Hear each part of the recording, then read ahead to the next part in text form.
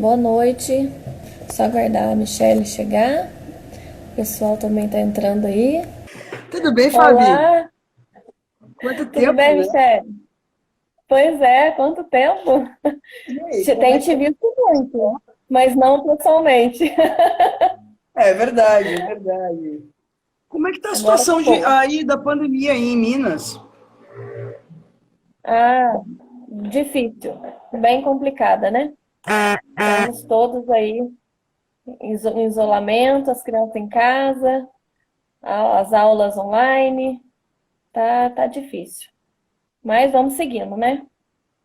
Sim, Você sim. tá ouvindo bem? Você tá dando interferência, não Tá me sei ouvindo? exatamente o que.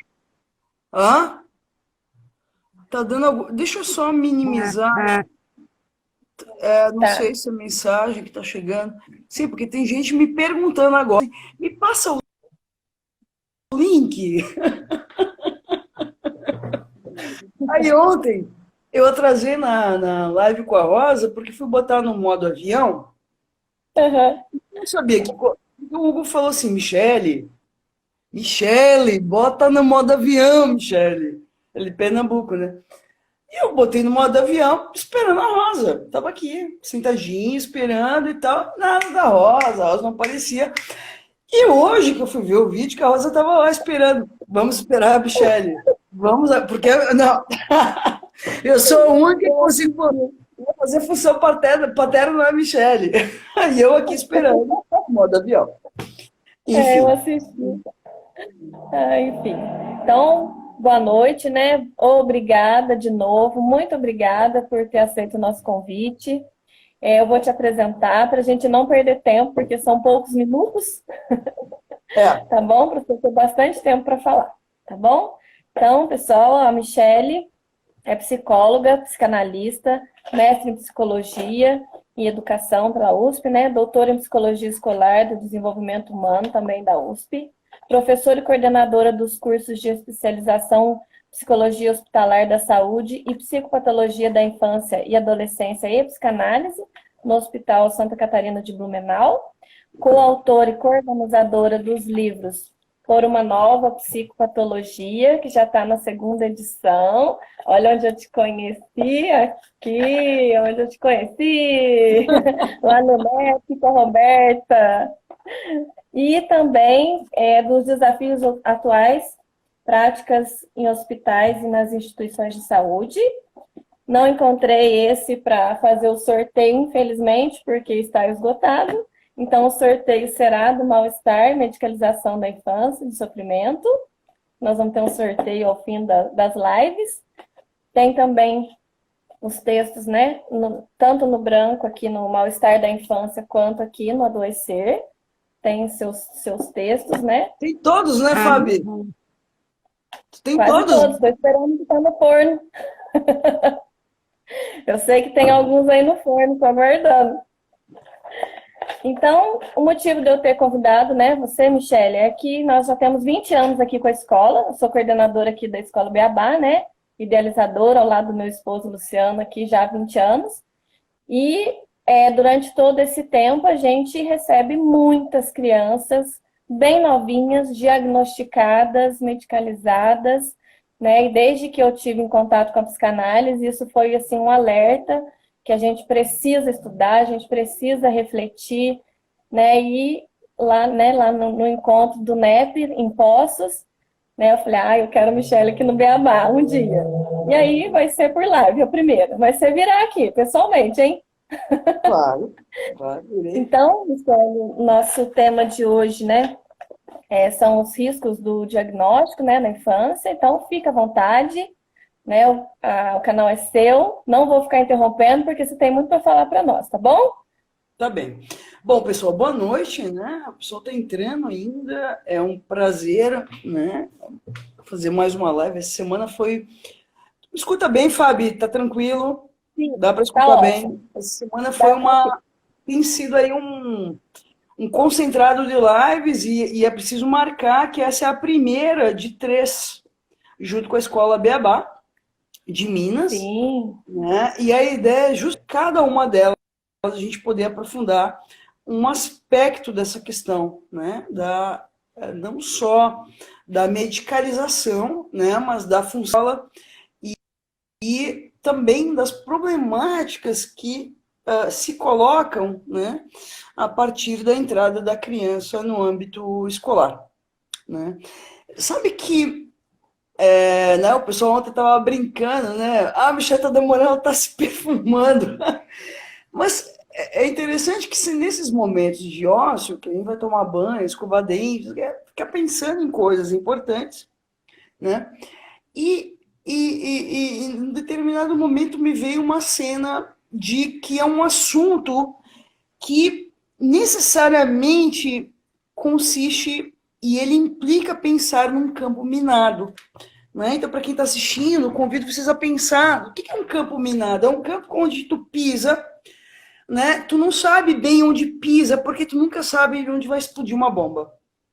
Né? Então, esse campo, né, da questão, né, da medicalização, por quê? Porque ele é um campo que ele envolve muitas áreas, né? E aí eu já vou abordar um pouquinho, quer dizer, como é que surge a história da medicalização.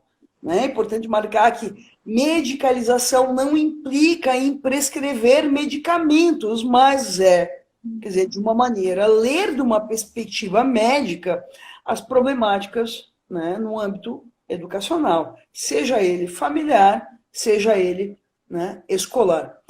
E é interessante porque tem um livro do Jurandir Freire Costa chamado Ordem Médica e Norma Familiar, que eu gosto muito, recomendo para quem está assistindo a live, porque né, quer dizer, nesse livro e tem um artigo do Zafiropoulos chamado Histoire de la Médicalisation, História da Medicalização, em que, né, nesses dois, né, no livro do Jurandir e no artigo do Zafiropoulos, a gente ali encontra um pouco, e tem um artigo também do Michel Foucault, chamado História da Medicalização, em que ele vai abordar um pouquinho, quer dizer, como é que se consolida, como é que se dá essa história. Interessante porque quando a gente retoma o Ordem Médica e Norma Familiar, ali a gente começa a perceber que, quer dizer, o problema, e a partir desses três textos que eu citei, quer dizer, que o grande problema, né, da questão, quer dizer, o problema da questão da medicalização, ele sempre implicou num problema de inscrição da criança na ordem simbólica. Quer dizer, de uma passagem da família ao social. Porque numa outra live, num outro momento, e para quem já me escutou em alguns outros espaços, devo lembrar aqui que houveram momentos da história em que as crianças com dificuldades, ora, eram eliminadas, ora, eram escondidas. Mas o que vai introduzir o problema da desadaptação escolar, como Maria Helena de Souza Pato magistralmente vai nomear como a psicologia do escolar, ou, né, quer dizer, é uma das primeiras autoras no Brasil, de alguma maneira, a se debruçar sobre o tema. Eu tive a grande oportunidade de tê-la na minha banca de qualificação de doutorado, né? Em que, quer dizer, onde se busca aí, então, tentar explicações, né, para a desadaptação da criança na escola.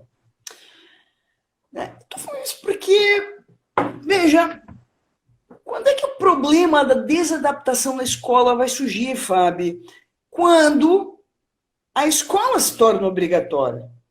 Na França, antes que no Brasil, né? Então, na França, começa a surgir, então, a classe dos desadaptados, né? E aí vêm as nomeações da história da psiquiatria infantil, né? Né, o conceito né, a criança era idiota, retardada. Isso são ambos que a gente, assim, parece um retardado, um idiota.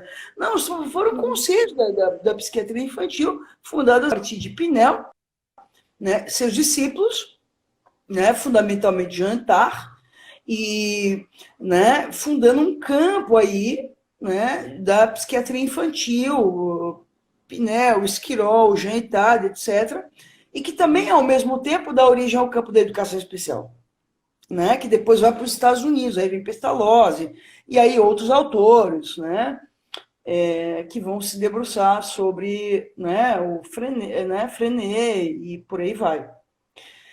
É interessante porque o que se produz com a obrigação escolar?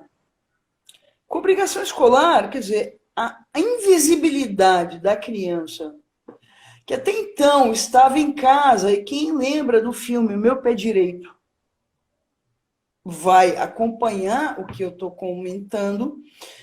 No filme Meu Pé Direito, é Meu Pé Direito ou Meu Pé Esquerdo? Acho que é o Meu Pé Direito, né? Que ele tinha o pé direito, né? Tinha uma deficiência e tal.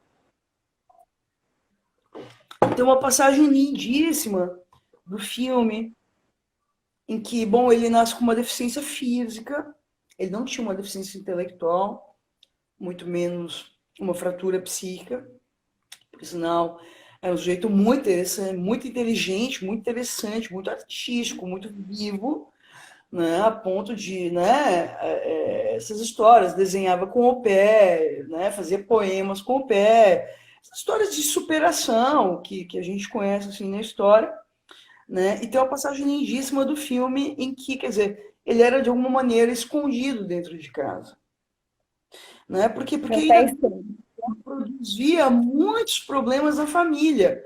Né? Então, né, retardado, caçoavam dele, riam dele, abusavam dele, tiravam sarro dele. Né? Então, como se para se poupar, né, dessa ida para o social, a família então preferia mantê-lo dentro de casa. Né? Mas ele faz uma demanda de saída, né? E é muito lindo porque chega um determinado momento, acho que o nome dele é Chris, eu estou falando de um filme que eu vi há 15 anos atrás. De verdade, de verdade. É interessante que quando eu faço as lives, eu falando das questões, as coisas vão vindo para mim, né? Como se eu reconstruísse um Uhum. certo, né, de coisas que eu venho trabalhando há muitos anos mesmo, né? E que chega um determinado momento em que ele é reconhecido pelo pai, o pai leva ele, mesmo na sua condição de deficiência física, num bar e diz, bate na mesa e diz, esse é meu filho. E ali se abre uma revolução para esse sujeito, né? Porque, quer dizer, o reconhecimento paterno, esse é meu filho, né? Num bar onde todos os homens da cidade frequentavam, institui aí uma certa passagem, né, do âmbito privado para a ordem pública, que não é, né, sem efeitos. Né? Não é sem efeitos. Por que eu estou falando isso? Porque, de alguma maneira, esse pai ele faz uma lógica inversa do que a gente percebe hoje. Ele vai disso no social, no bar, onde ele bebia sua cerveja, sua cachaça, não importa qual bebia. Mas era um espaço de convívio social entre os homens, então pensa isso há 1900 alguma coisa atrás. Quer dizer, ele vai dizer assim, mesmo com as suas dificuldades, ele é o meu filho. Quer dizer, ele é um dos nossos. Ali ele escreve uma filiação. E ali ele lança o filho para frente. Certo? Veja, prestem atenção na palavra nomeação, filiação. São duas palavras que são chaves na live de hoje, porque o que a gente observa no momento atual em que nós vivemos, que é um momento em que tanto a nomeação quanto a filiação, elas entram em questão. Porque, de alguma maneira, como se os pais, né, muito tomado narcisicamente pelas dificuldades do seu filho, ele vai para a escola, né, interessante, porque ele vai para a escola numa certa posição, né, é interessante porque o que a gente escuta, né, dos pais e mais, antes disso, quando é que os problemas começam, né, dentro das famílias? Quando é que se inscreve, quer dizer, a primeira marca que vai dar origem a isso que a gente chama de medicalização?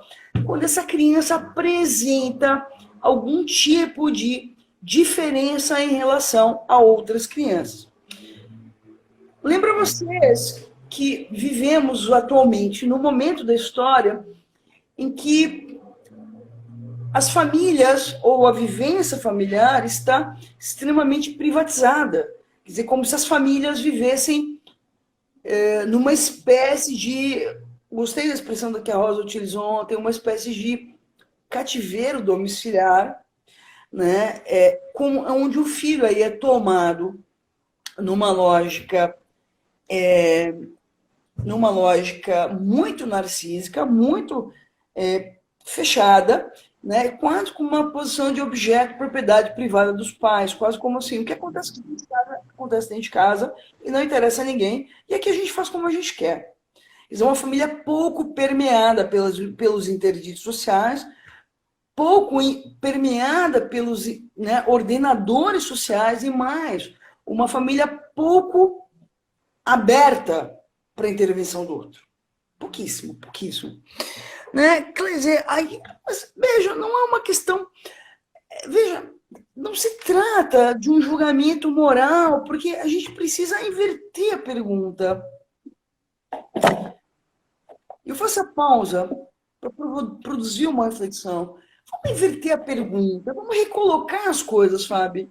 Acho que isso é fundamental, porque assim, né, não se trata de vir aqui, né, tocar o pau na família. A família não é disso que se trata, em hipótese alguma, assim como tocar o pau na escola, né? Porque assim, de geni, né, tá cheio o mundo. Né? Lembra da música do Chico Buarque? Né? Joga pedra na geni, ela foi feita para apanhar, né? Quer dizer, não se trata de jogar pedra na geni, mas justamente de poder se perguntar por que a geni está nesse lugar, por que se atiram pedras nela. Porque é fundamental que a gente precisa fazer hoje, certo? Porque veja, quem são as genis atuais? Família e escola. Todo mundo atira pedra na família, todo mundo atira pedra na escola. A pergunta é por quê? Que lugar que hoje família está e que lugar que hoje escola está, que todos se autorizam a atirar pedras e mais, todos se autorizam a querer legislar e dizer como deveriam fazer. Questão fundamental, porque, veja, se escola e família se defendem, porque também se sentem atacados.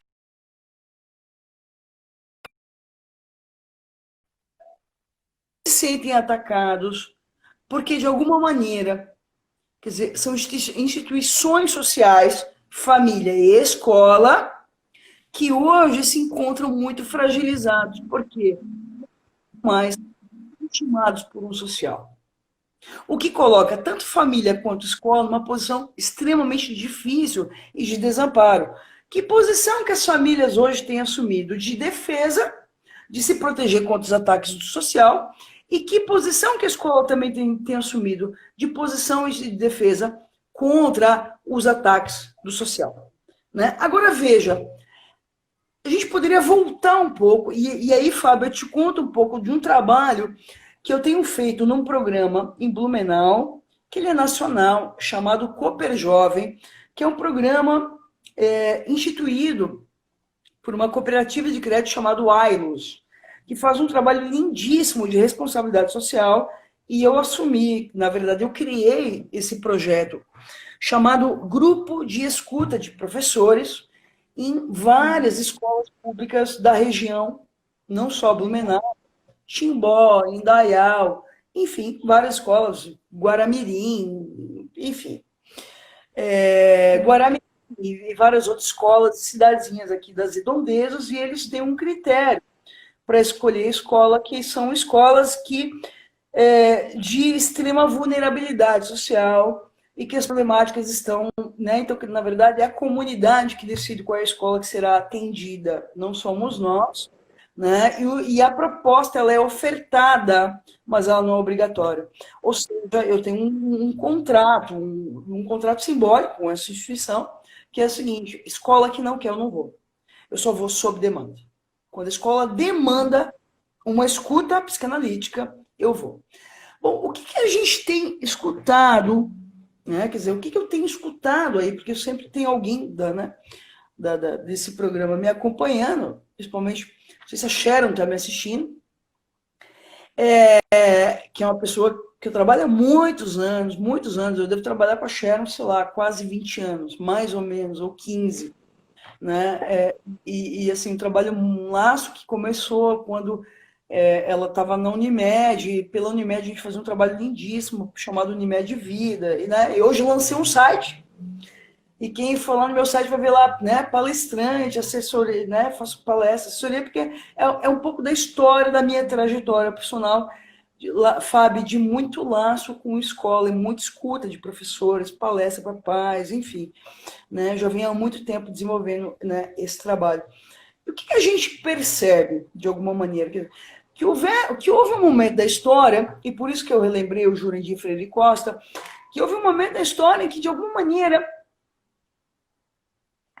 havia todo um simbólico, uma legitimação do lugar tanto da família quanto da escola.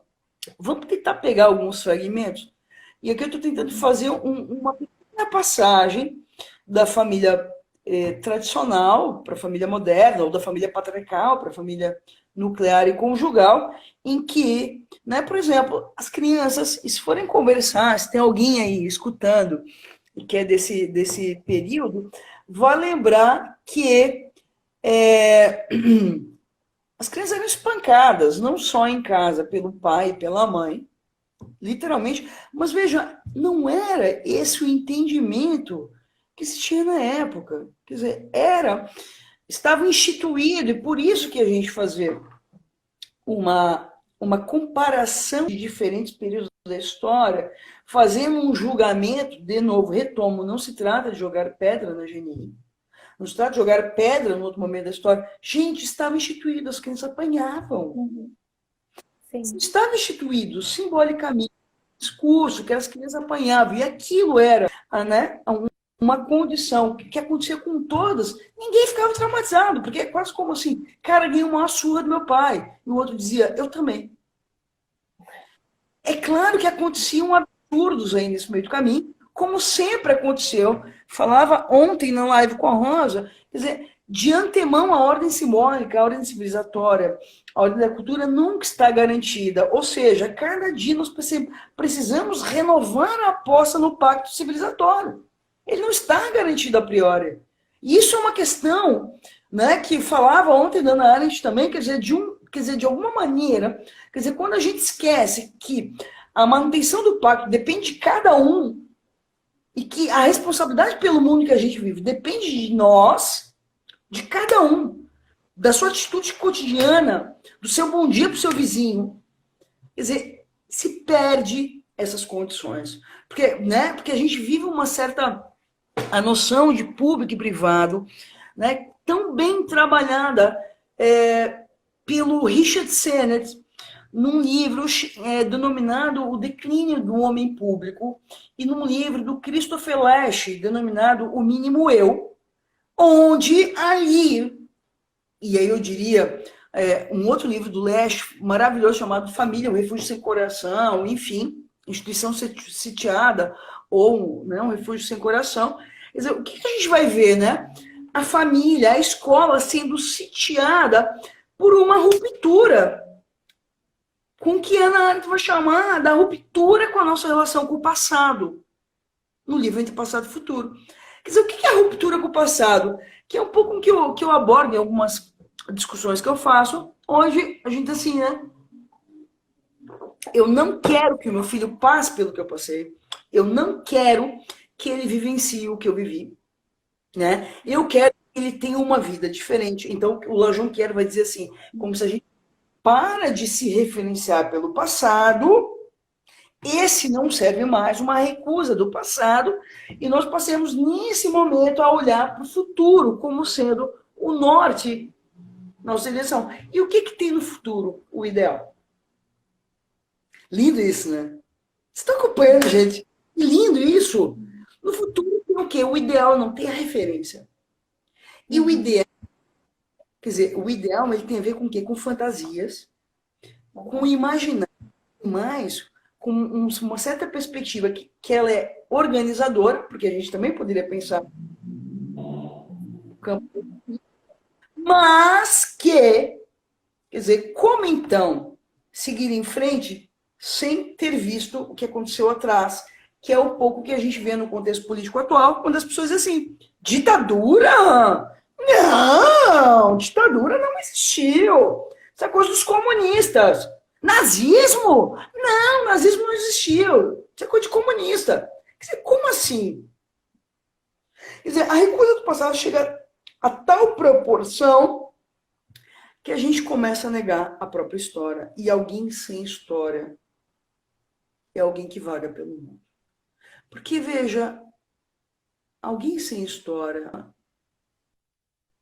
uma cultura que não leva em conta a história, não consegue, de alguma maneira, localizar as referências que balizam o funcionamento. É quase como fica sem referência, eu não sei. A gente entra num ponto importantíssimo, que é quando eu perco as referências do que acontece e as balizas do que acontece na minha própria vida, eu vou buscar a resposta onde, Fábio?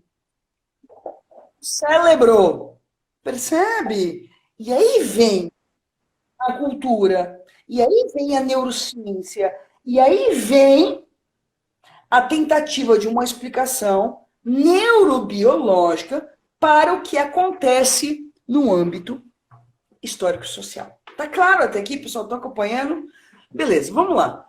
Retomo um livro importantíssimo do Jurandir Freire Costa, de novo, intitulado História da Psiquiatria no Brasil. E eu vou dando as referências para que vocês possam retomar essas leituras, né? E vocês poderem fazer a leitura de vocês. Porque, veja, não é a Michele falando.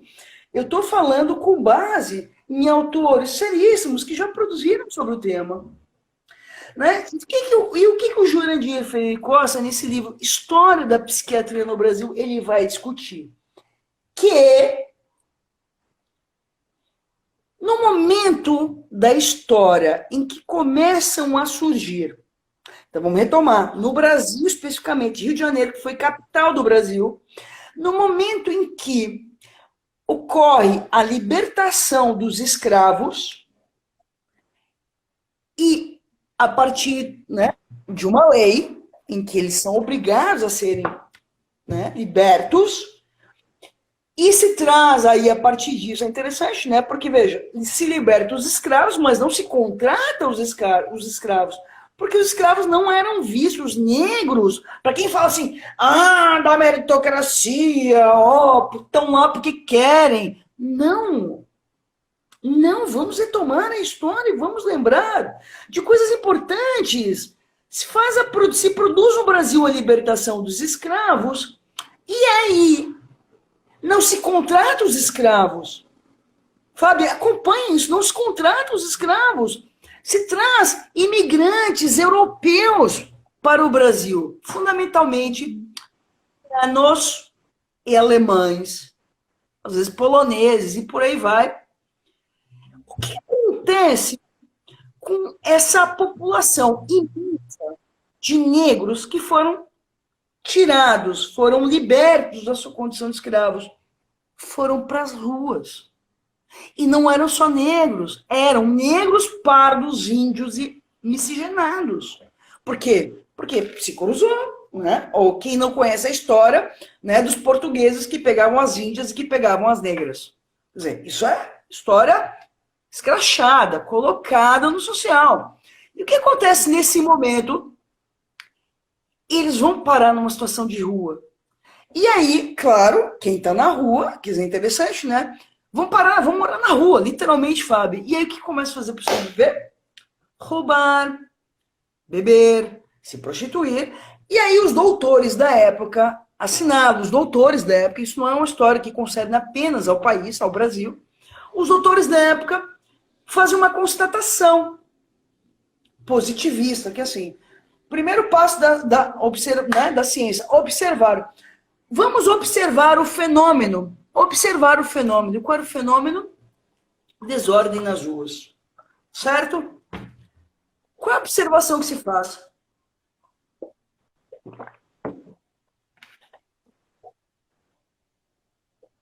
Uai, já que tu é mineira, Fábio. Uai. sabe? É todo mundo negro, pardo. Olha que constatação que a gente faz. Mas percebe que já não tem aí o fio da história? Por que não tem o fio da história? Não é que eles foram sacaninhas. Porque na hora que a gente está lendo o fenômeno, a gente não tem esse lastro. O lastro, ele vem depois. Certo? É uma percepção que se faz. Opa, e aí qual é a explicação que se vem? Né? Tomados aí, né? Os primeiros médicos aí, tomados, né? Que se formaram nas primeiras faculdades de medicina do Brasil, faculdade da Bahia e Rio de Janeiro, que foram as primeiras faculdades de medicina do país, fundadas na década de 20, especificamente em 1923. Junto ali, se funda também a Liga Brasileira de Higiene Mental, formada por médicos, psiquiatras, não psiquiatras, mas primeiros médicos que se ocupavam da questão, né, que tem um nome que a gente poderia, né, instituído como higienismo, os médicos, os higienistas da época. E é interessante porque assistam o filme Nise, sobre a Nilce da Silveira. É um filme interessante que vocês vão ter uma pista, né, desse momento da história. Né? E é muito curioso porque, veja, o que eles começam a pensar? Bom, não tem um lastro.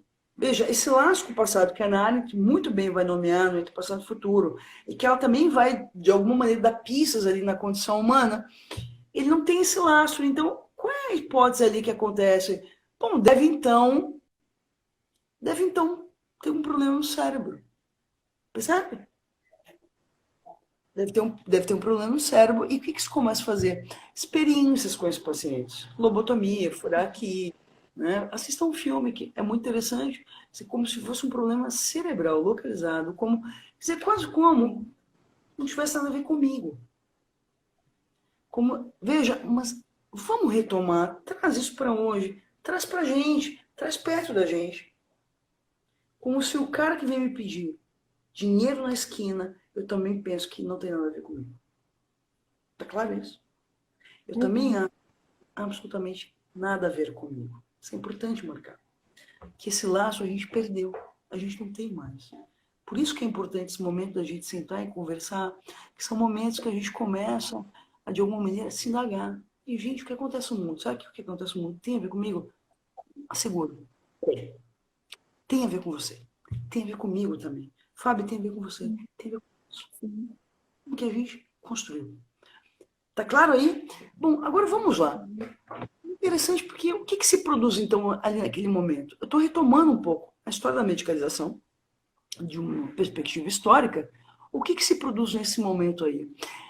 Começa-se a construir hospícios, desde 1895, por aí, muito antes das faculdades de medicina, para produzir duas coisas essenciais. Primeiro, uma limpeza das cidades, por isso o nome higienismo, produzir uma higiene, e também o higienista ter uma certa higiene mental, uma limpeza aí. Né? Vamos tirar os delírios, vamos tirar a sujeira, vamos lavar os mendigos, percebe? Vamos tirar o jogo, quer dizer, é um pouco isso. E se constrói teorias, então, para explicar o que acontecia. Então, primeiro, uma teoria chamada de um psiquiatra italiano, um psiquiatra italiano chamado Cesare Lombroso, em que ele vai retomar o tipo, ele vai escrever uma denominação chamada de tipo lombrosiano, quer dizer, a pessoa olhava já para o cara e dizia assim, ó, tem as faces assim, X, né, os ossos da face de uma determinada maneira, então, quer dizer, ele tem propensão ao crime e à loucura. E por aí vai, né? Leiam o História da Psiquiatria no Brasil, que o Jurandir Freire Costa vai trabalhar isso de uma maneira muito, muito clara. Eu estou falando isso por quê? Porque as crianças também estavam nesse mesmo lastro. As crianças também estavam internadas em hospícios. O Hospício Pedro II, Rio de Janeiro, é um hospício que tinha criança misturada com adulto, nu, ali, a rodo. Né? E vamos tentar lembrar um pouco, quer dizer, quando a gente vai estudar um pouco, né, os grandes clássicos, o que a gente vai escutar? Por que a mulher, o louco e a criança estão no mesmo lugar? Porque nunca são escutados.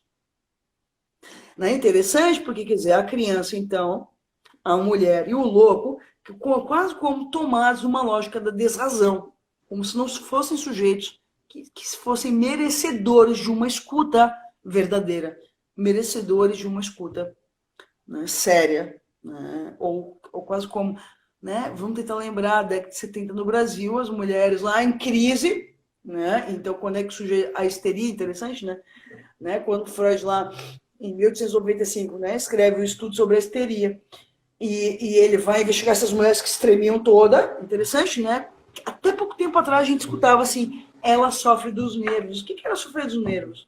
Essa mulher apanhava do marido, era estuprada todas as noites pelo marido, né? Ela sofria violências e serviços de todas as espécies, né? E ainda se esperava, né? Carregando uma família nas costas, a gente esperava que de noite ela estivesse linda e maravilhosa para o marido. Quer dizer, ela estava literalmente assim. Uma criança que era espancada pelo pai estava literalmente assim. Né? Um cara que falava coisas, vamos pensar em um outro filme, As Horas, em que aparece a história da Virginia Woolf, em que ela tenta ser uma escritora, tenta ser reconhecida, porque ela era uma escritora. Se inscreveu na história como uma grande escritora, né? Eu recomendo o livro Mrs. Dalloway, em que ali, né, quer dizer, ela, de alguma maneira, comete suicídio em virtude do não reconhecimento social da sua condição de escritora.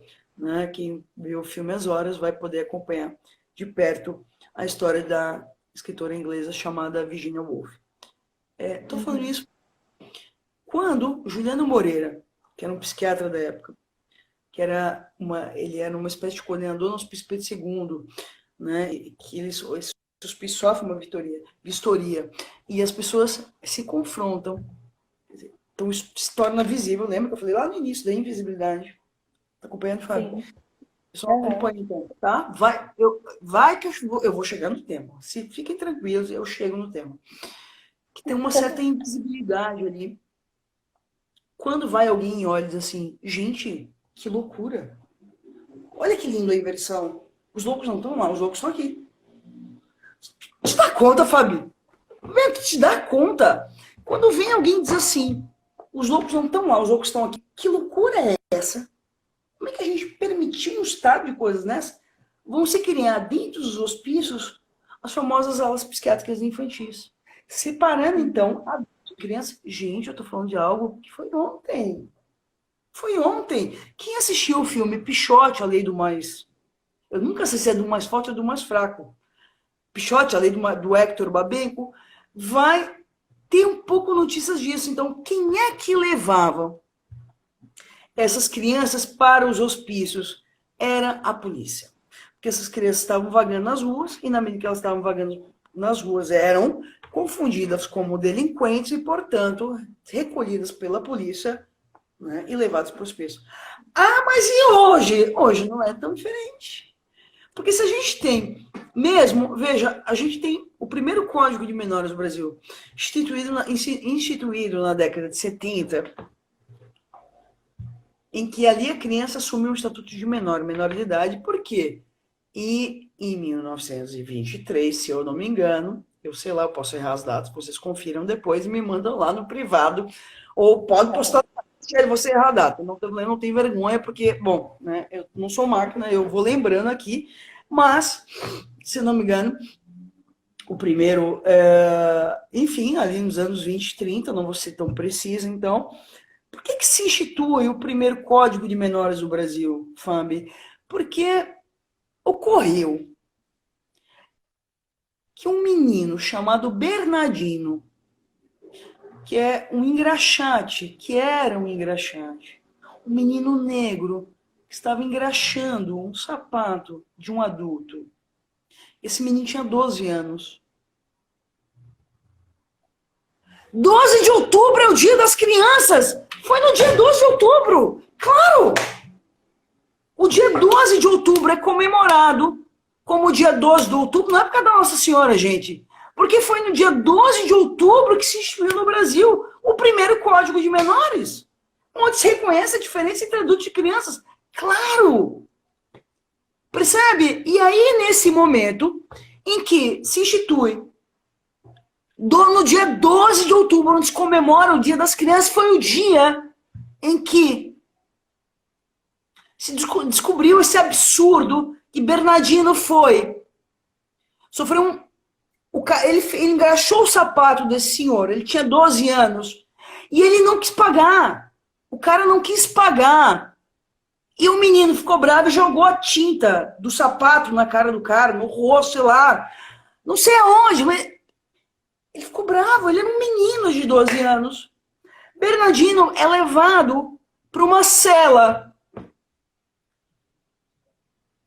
com 10, 15 homens que passaram uma semana estuprando esse menino todos os dias. E quando a polícia encontra Bernardino, ficam todos horrorizados, porque esse menino estava virado em frangalhos.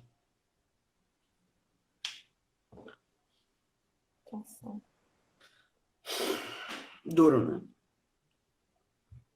Até eu não suporto isso. E aí, nesse momento, os médicos se horrorizam com o que vem.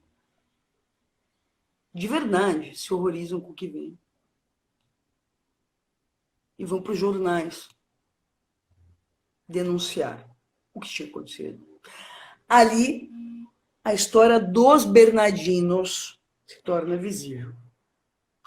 Para quem quer discutir visibilidade e invisibilidade, recomendo muito a leitura do livro do Gilberto Dimenstein, intitulado O Mistério das Bolas de Gude. Como?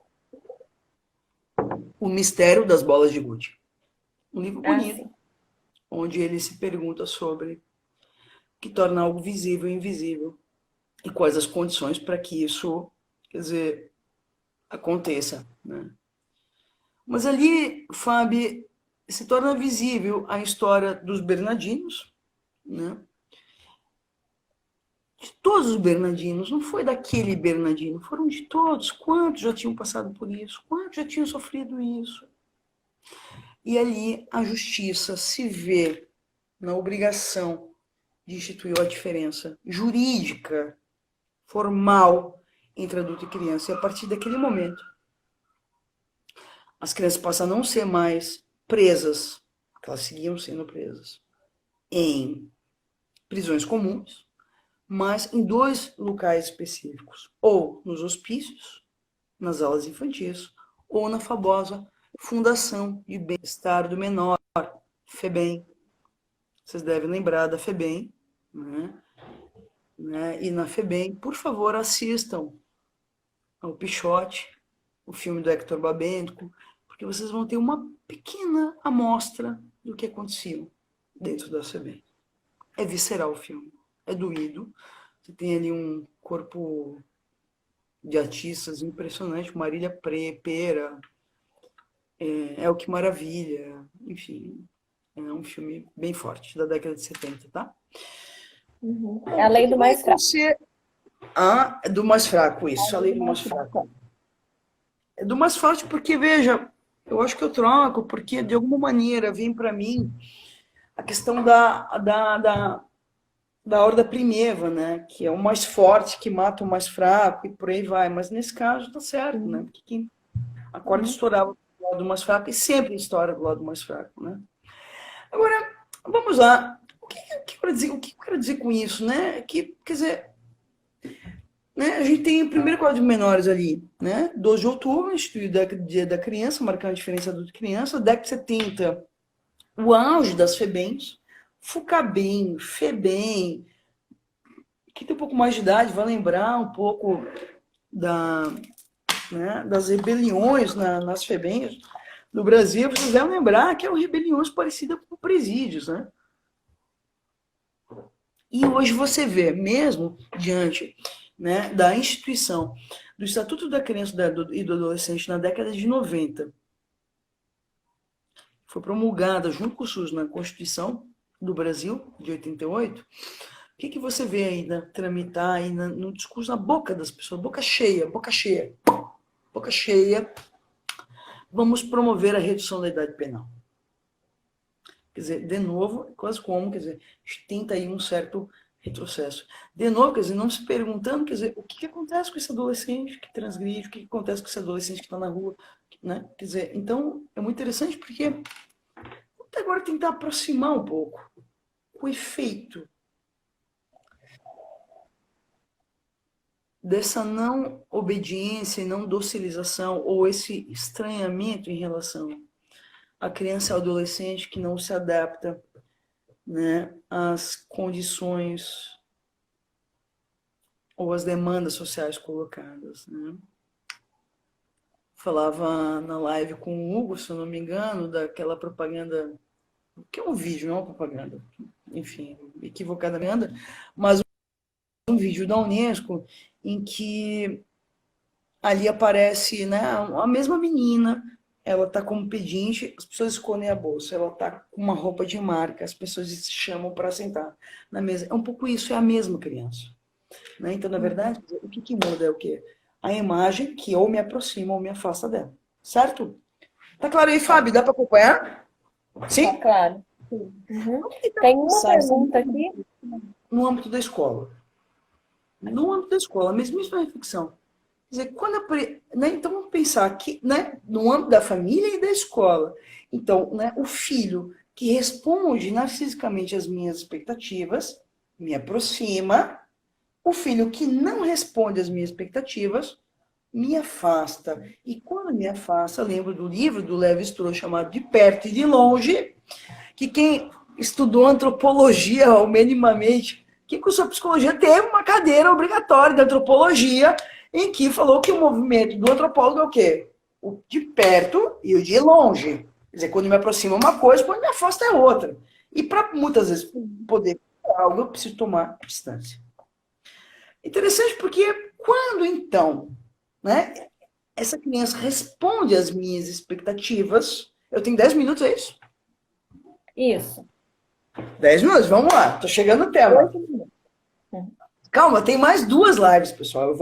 Eu preciso dar essa volta toda, não tem como. Para entrar no tema não tem jeito. Seriamente para entrar no tema de uma maneira de verdade, assim, no sentido de uma maneira responsável, tá?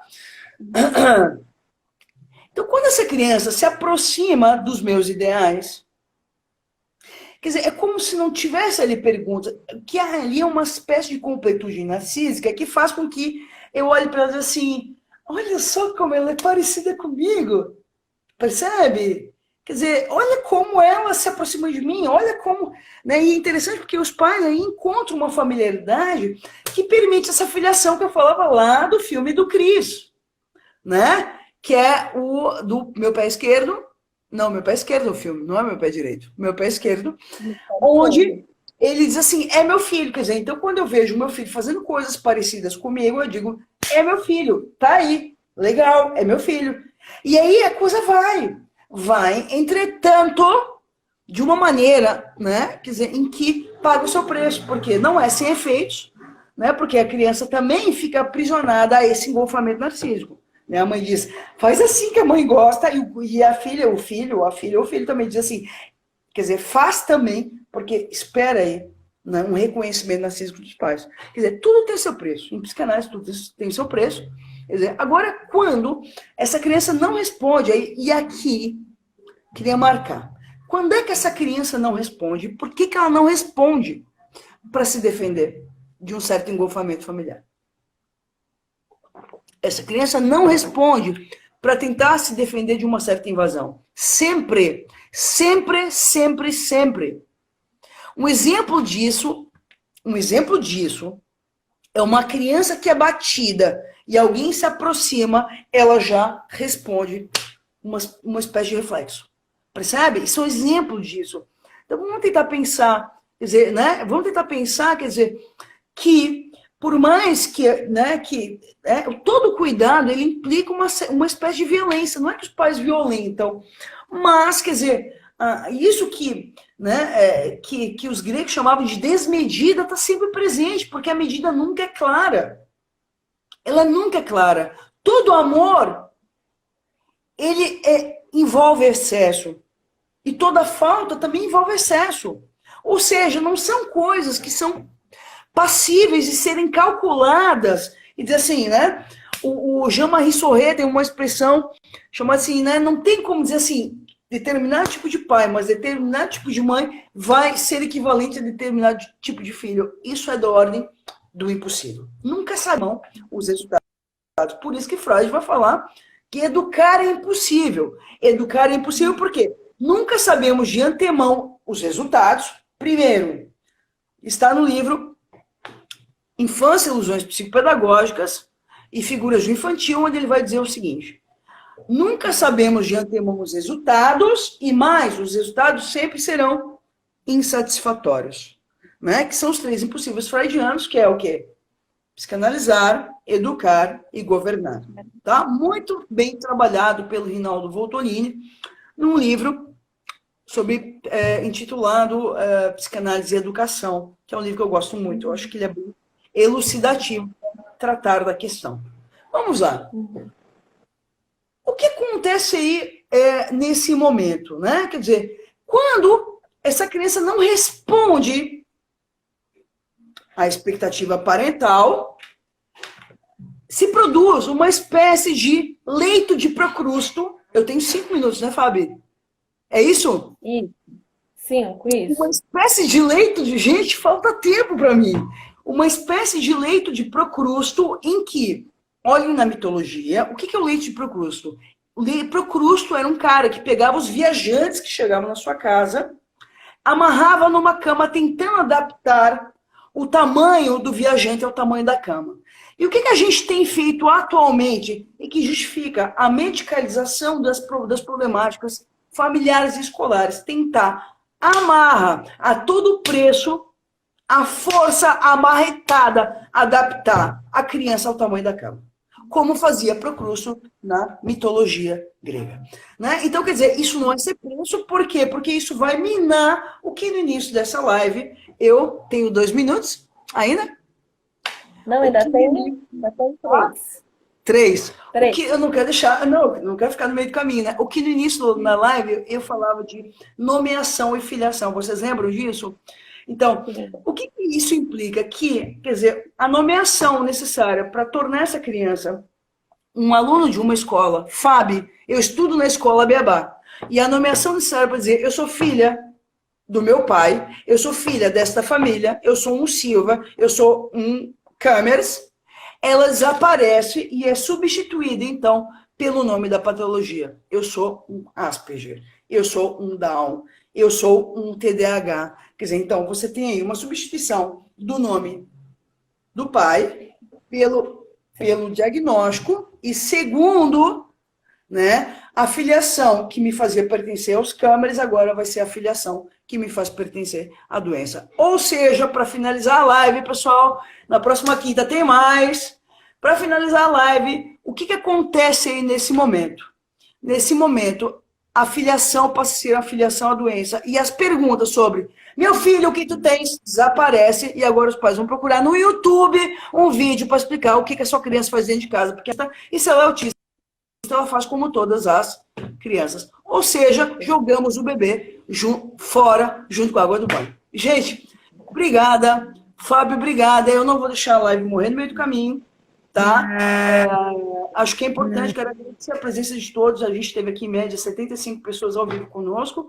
É um prazer imenso, é um tema que me é muito caro, me emociona, né? E eu só tenho a agradecer a presença de todos vocês que estão aqui. Eu espero que vocês possam divulgar essa live, porque eu acho que é um tema que é de extrema relevância. E lembrem, dia 12 de outubro, qual é a razão? Porque é o dia das crianças. Tá bom, gente? Boa noite e obrigada.